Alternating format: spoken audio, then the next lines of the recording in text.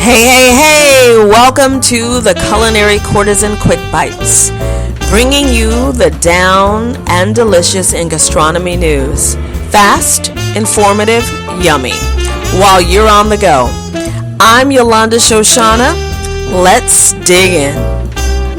All right. Let's get into this. So those of you who love traveling to New York, I know there's a lot of you, and those of you who live in New York, there is a wonderful new speakeasy up in Harlem. That's right, uptown, and it's called Sugar Monk. For those of you who are into jazz music, you've probably guessed already, it is named and inspired after jazz musician Thelonious Monk.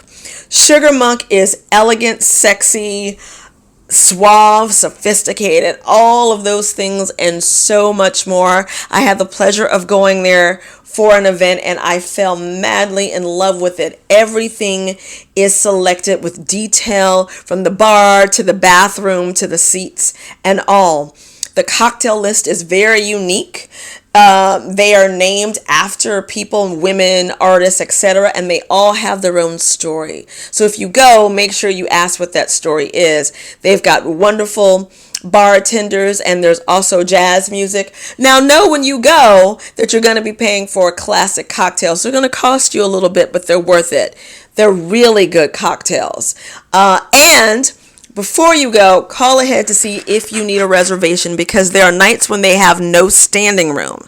Sugar Monk is not huge. It also has like a doorbell to get in, so it's nondescript.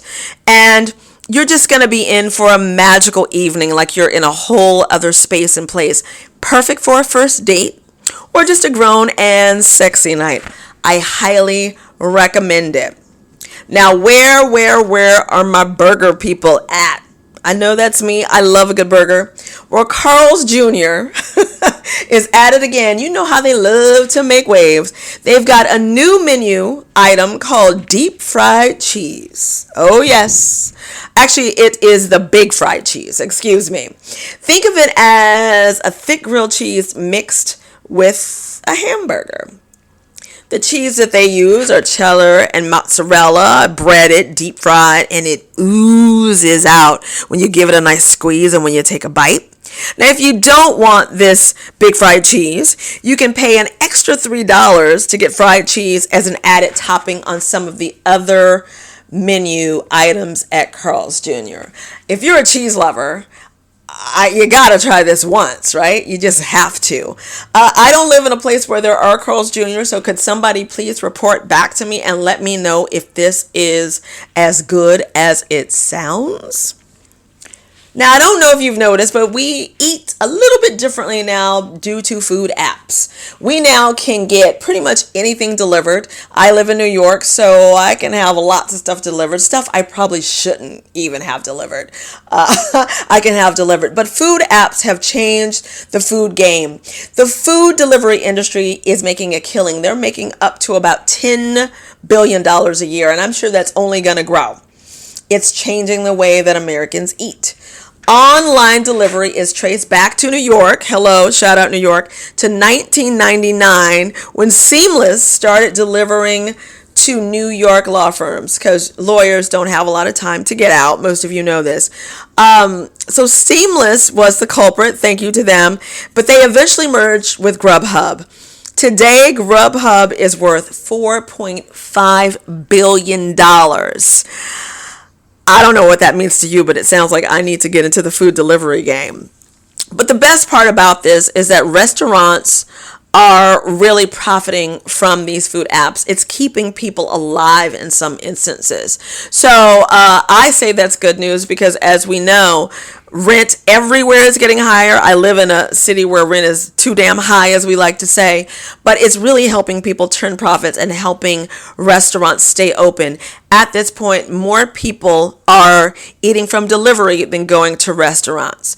Makes sense. We all have less time, or you just want it in the comfort of your home. I know I love eating my food at home and opening up my own wine and all that good stuff. But so that's great when it comes to food news. Now, wine drinkers, a holiday approaches. Drink Wine Day is February the 18th. I find this to be a little funny because I don't know. I think it's weird that there's a day to push drinking wine when I feel like we're drinking a lot of wine. I know I drink wine all the time, but there is a purpose behind Drink Wine Day. It is to show the health benefits of wine and also promote the love of wine. So February 18th is going to be here soon. So what wine will you be drinking? I say on this day, it's a good day to kind of think out of the box and maybe try something new.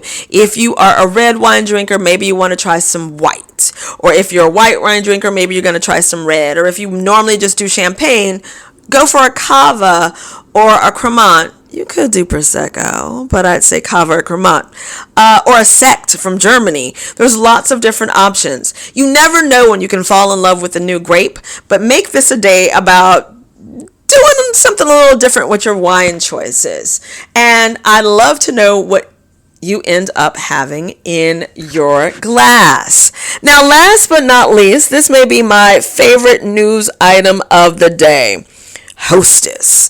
Now, I love me some Hostess cupcakes. If you're like me, you grew up eating them. Hostess Cupcake has dropped a limited edition cupcake in time for St. Patrick's Day. It's the mint chocolate cupcake. So what you're going to find is the classic Hostess cupcake, that chocolate cupcake, but it's going to have a pale green frosting. And the filling is a minty green cream. Looks absolutely delicious. And as I've always said, as you know, mint and chocolate are two aphrodisiacs. So it's like having an aphrodisiac cupcake. You can have that in the middle of the day, have it with your partner, make it fun. But a nice aphrodisiac cupcake, Hostess coming through. You're going to find this cupcake till St. Patrick's Day. I say you should even try it with a shot of Irish whiskey, or maybe even an Irish coffee. That may be too sweet for some people, but an Irish coffee has that little kick of whiskey, and then you have the cupcake. Sounds absolutely divine and perfect, and a great treat for St. Patrick's Day, or just because it sounds like a great dessert and a good time.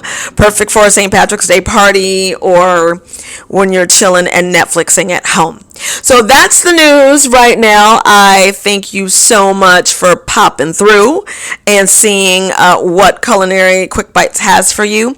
Don't forget to sign up for the Culinary Courtesan newsletter and stop by YolandaShoshana.com. Wherever you are, let me know what you're eating, what you're up to, what's new, what's fresh, what's popping, what's opening.